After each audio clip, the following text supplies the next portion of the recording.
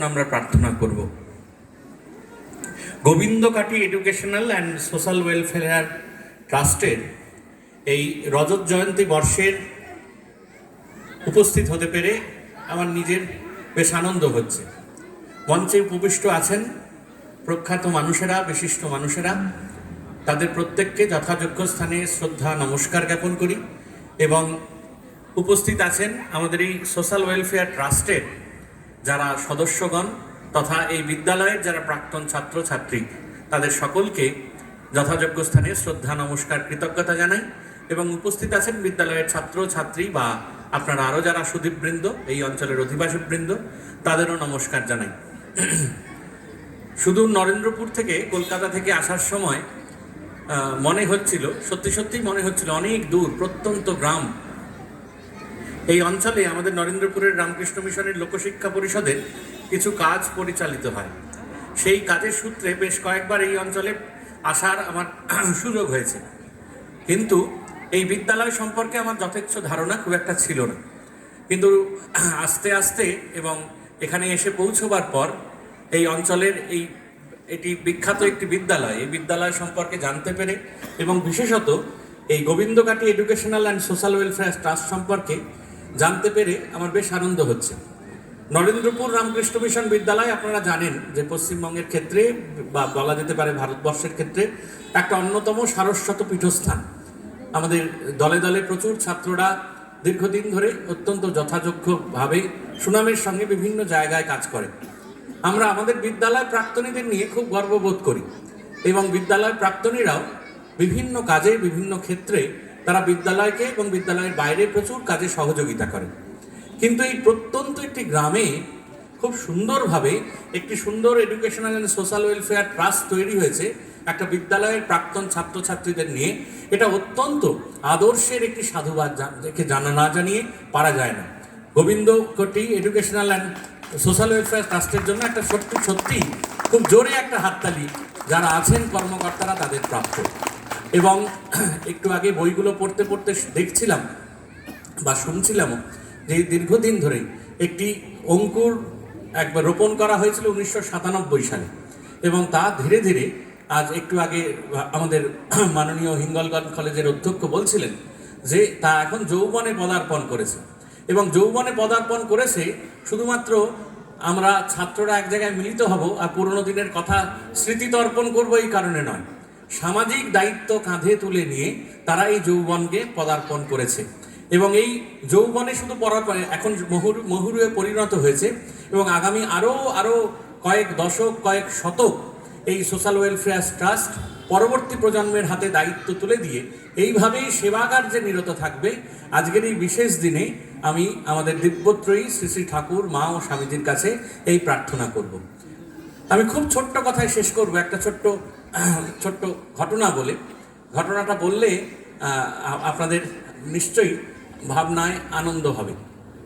আপনারা জানেন ভগবান শ্রীরামকৃষ্ণদেব তার মূল লীলাক্ষেত্র আমাদের দক্ষিণেশ্বর। এই দক্ষিণেশ্বরের একটি ছোট্ট ঘরে শ্রীরামকৃষ্ণদেব বসে আছেন এবং সেই বসে থাকার সময় ঠাকুরের কাছে যারা ছিলেন একদল ভক্ত গোষ্ঠী তারা আলোচনা করছিলেন। এমনই এক সন্ধ্যায় আলোচনা করতে করতে একটি বিশেষ ঘটনা, বিশেষ সম্প্রদায়ের কথা উঠে আসে। কোন সেই সম্প্রদায়? বৈষ্ণব সম্প্রদায়। ঠাকুরের ঘরে আলোচনা হচ্ছে বৈষ্ণব সম্প্রদায়ের যারা মানুষজন তাদের কি কি গুণ বা বৈশিষ্ট্য থাকা দরকার। বৈষ্ণব সম্প্রদায়ের মানুষজনের মধ্যে যারা উপস্থিত ছিলেন, যারা বাক্যালাপ করছিলেন ভক্তরা, তাদের মধ্যে একজন বলে উঠলেন বৈষ্ণবদের 3টি গুণ থাকা দরকার। প্রথম গুণ নামে রুচি, অর্থাৎ যে নামে আমরা আমাদের এই ভবতরী পার হই, জীবনতরী পার হই, সেই নামে, সেই ইষ্ট দেবতার নামে রুচি থাকা প্রয়োজন। দ্বিতীয় বললেন বৈষ্ণব পূজন, যারা বিষ্ণুর পূজারী তাদের আমরা বৈষ্ণব বলি, তাদের সেবা পুজো করা বৈষ্ণব পূজন, দ্বিতীয় গুণ। আর তৃতীয় গুণ যে গুণটির কথা বলছেন নামে রুচি, বৈষ্ণব পূজন, এবং তৃতীয় গুণ বলছেন জীবে দয়া। অবতার পুরুষ রামকৃষ্ণ সেই ঘরে বসেছিলেন এবং যখন জীবে দয়ার কথা শুনলেন, সেই অবতার পুরুষের ভেতরে গড় করে আনন্দ হওয়ার কথা, কিন্তু সেই আনন্দ হলো না। অবতার পুরুষ রামকৃষ্ণ স্বয়ং ভগবান তিনি এই জীবে দয়া এই কথাটি শুনে খুব বিরক্ত হলেন, একটু গালাগালি করে ধিক্কার করে বললেন, তুই শালা কীটাণু কীট, তুই জীবে দয়া করবার কে? বল জীবে দয়া নয়, বল জীবে সেবা। দক্ষিণেশ্বরের সেই ছোট্ট ঘরে যখন বাক্যালাপ চলছিল ভক্তদের সঙ্গে, সেদিন উপস্থিত ছিলেন তৎকালীন সময়ের নরেন্দ্রনাথ দত্ত, যিনি ভবিষ্যৎকালের ভাবিকালের যুগাচার্য স্বামী বিবেকানন্দ। এই নরেন দত্ত সেদিন ঘর থেকে বাইরে বেরিয়ে এসে বললেন যে আজ জীবনে এক নতুন আলোক পেলুম, যদি ভগবান যদি কোনোদিন দিন দেন তাহলে এই জগৎকে করে দেখাবো জীবে দয়া নয়, জীবে সেবা।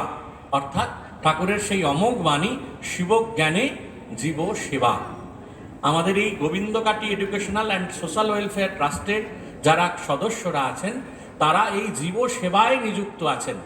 এটি ভগবান শ্রীরামকৃষ্ণদেবের, স্বামী বিবেকানন্দের আদর্শায়িত পথেরই একটি উদ্বোধন মাত্র। এই জীবে দয়া না করে জীবে সেবা যদি আমরা করতে পারি, শিবজ্ঞানে যদি সেবা করতে পারি, যদি দৃষ্টিভঙ্গির আমরা বদল করে দিতে পারি, তাহলে আমরা, স্বামীজি যা চেয়েছেন যে ভারতবর্ষ আধ্যাত্মিক চেতনায় বারবার এই চেতনার প্রবাহ বয়ে গেছে, ভারতবর্ষকে ধরে রেখেছে এই আধ্যাত্মিক চেতনা। এই আধ্যাত্মিক চেতনার প্রবাহ বয়ে যাবে। আর যে সমস্ত নিরন্ন মানুষ, আর্ত মানুষকে কম্বল বিতরণ করা হচ্ছে, যে সমস্ত অন্যান্য ছাত্রছাত্রীদের বই খাতা দেওয়া হচ্ছে, তাদের উৎসাহিত করা হচ্ছে, পড়াশোনার ব্যবস্থা করা হচ্ছে, তারা এই সোশ্যাল ওয়েলফেয়ার ট্রাস্টের সদস্যবৃন্দের কাছে একজন নররূপী নারায়ণ হিসেবে প্রতিভাত হবেন। যদি এই নররূপী নারায়ণের আমরা সেবা করতে পারি, যদি একটু দৃষ্টিভঙ্গির বদল করতে পারি, যার সেবা করব তিনি সেবা পেয়ে ধন্য হচ্ছেন না, যার সেবা আমরা করব তার সেবা করে আমরা নিজেরা, যারা দিচ্ছেন তারা ধন্য হচ্ছেন। এই দৃষ্টিভঙ্গির বদল যদি আমরা করে আর একটুখানি এগিয়ে যেতে পারি, তাহলে এই দয়া হবে না, এটা সেবা হবে না, এই সেবা পূজারই নামান্তর হবে। এই সেবা পূজার অগ্রগতি হোক, আর সেবা পূজায় এই দরিদ্র আর্তের সেবা হোক, এই নররূপী নারায়ণের সেবা হোক। সোশ্যাল ওয়েলফেয়ার ট্রাস্টের কাছে এই আবেদন, এই নিবেদন আজকের এই 25 বছর পূর্তির পুণ্য লগ্নে রাখব।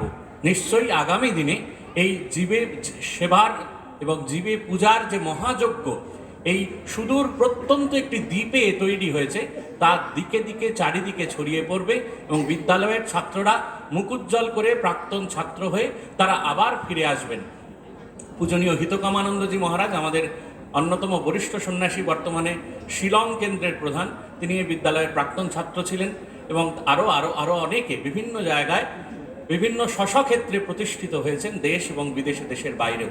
তাদের সকলের মঙ্গল প্রার্থনা করে এবং এই ওয়েলফেয়ার ট্রাস্টের অগ্রগতি প্রার্থনা করে, সেবা পূজার কাজে আরও অগ্রগতি হোক এই প্রার্থনা করে আজকে শেষ করছি। আজকে সকলকে ধন্যবাদ ও নমস্কার যথাযোগ্য স্থানে।